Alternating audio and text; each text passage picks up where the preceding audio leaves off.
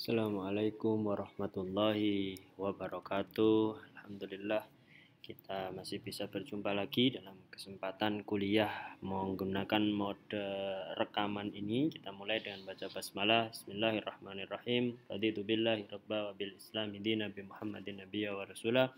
Rabbi zidni ilma warzuqni fahma. Topik kali ini adalah tentang urusan atau kewenangan dari pemerintah daerah. Sebagaimana yang sudah kita bahas di kelas, bahwa rujukan untuk hukum pemerintahan daerah selama satu semester ini adalah Undang-Undang tentang Pemerintahan Daerah. Perlu saudara ketahui bahwa undang-undang atau regulasi tentang pemerintahan daerah itu sudah beberapa kali berubah. Yang pertama ada di Undang-Undang nomor 32 tahun 2004, kemudian berubah. Perubahan yang pertama Undang-Undang 23 tahun 2014 dan yang terakhir Undang-Undang nomor 9 tahun 2015. Dan nanti perubahannya ya, sehingga video ini masih relevan jika tidak ada perubahan yang lebih mendasar tentang hal itu.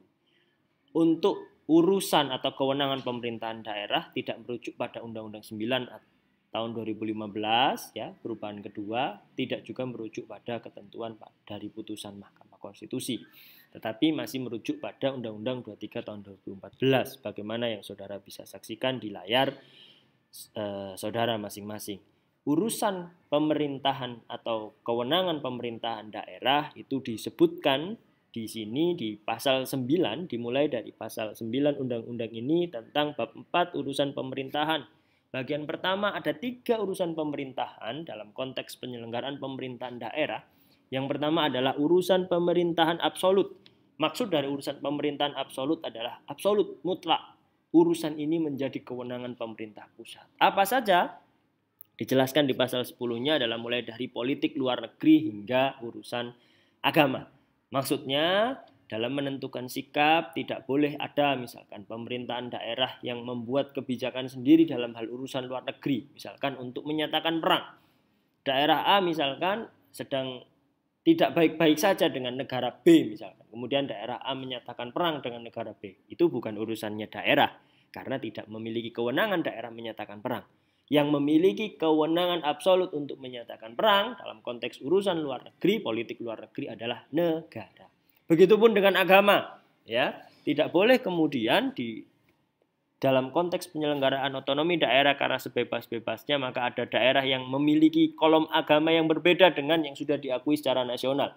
Ada 7 kalau nggak salah keyakinan atau agama yang direkognisi oleh pemerintah Indonesia. Maka nggak boleh di daerah B atas dasar pemerintahan daerah dia menambahkan kolom agama sendiri di luar 7 yang sudah direkognisi itu. Dan topik kita adalah tentang yang poin kedua, tentang urusan pemerintahan konkuren atau urusan yang diserahkan kepada pemerintahan daerah berdasarkan asas-asas penyelenggaraan pemerintahan daerah yang sudah kita bahas pekan lalu ya, asas desentralisasi, dekonsentrasi dan tugas pembantuan atau medebewin ya.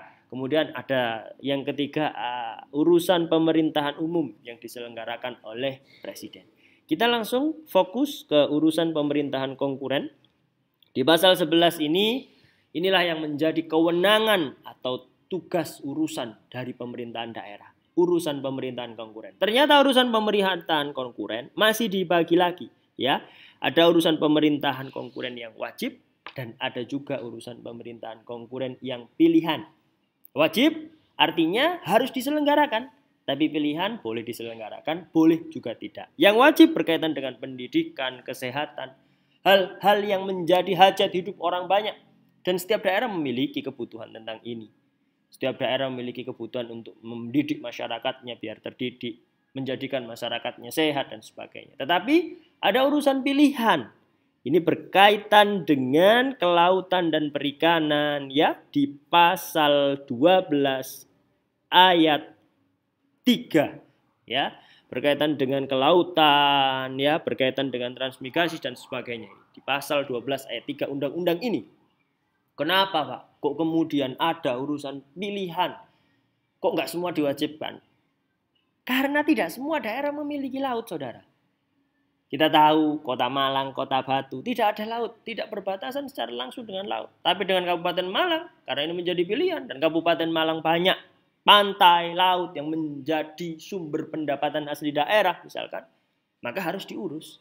Gitu. Ya, jadi ini urusan pilihan, bukan berarti waduh harus dipindahkan lautnya ke kota Malang, ke kota Batu. Enggak bisa. Gitu ya. Karena ini urusan pilihan. Baik, itu singkat yang bisa saya sampaikan tentang urusan atau kewenangan pemerintahan daerah. Selama ini masih menjadi produk manusia, maka regulasi ini sangat mungkin untuk berubah.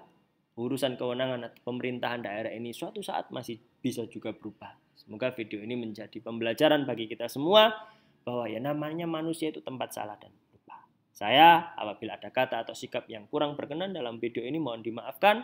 Selamat menikmati, silakan dibagikan atau silakan dikomentari jika ada yang kurang berkenan, ada yang ingin ditanyakan. Assalamualaikum warahmatullahi wabarakatuh.